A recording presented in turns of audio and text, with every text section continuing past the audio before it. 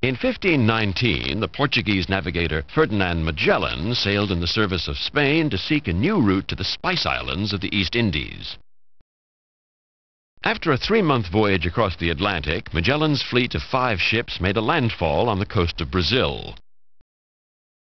Exploring southward, the expedition spent the winter in a sheltered bay on the coast of Patagonia, where Magellan suppressed an attempted mutiny and executed the captain of one of his ships. The voyage was resumed in the spring, but one vessel ran aground and had to be abandoned, its crew spread among the rest of the fleet. In October, Magellan entered the straits that were later to bear his name.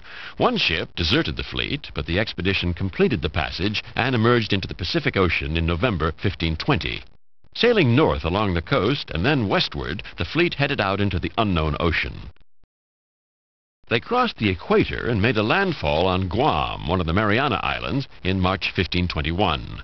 Reaching the Philippines in April, Magellan and 40 of his men were killed when they became involved in a local war.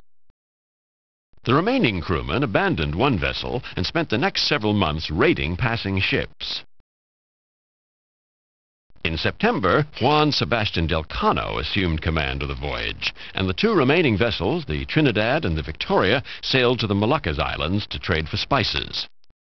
The heavily laden Trinidad ran aground and was left behind to make repairs, but the crew were later captured by the Portuguese and imprisoned. The lone Victoria continued the journey westward.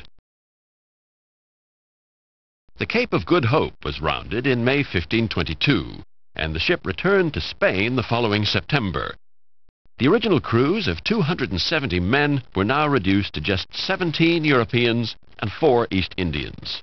In a 3-year voyage, begun by Magellan and completed by Del Cano, the expedition had discovered a new route to the Pacific and had completed the first circumnavigation of the globe.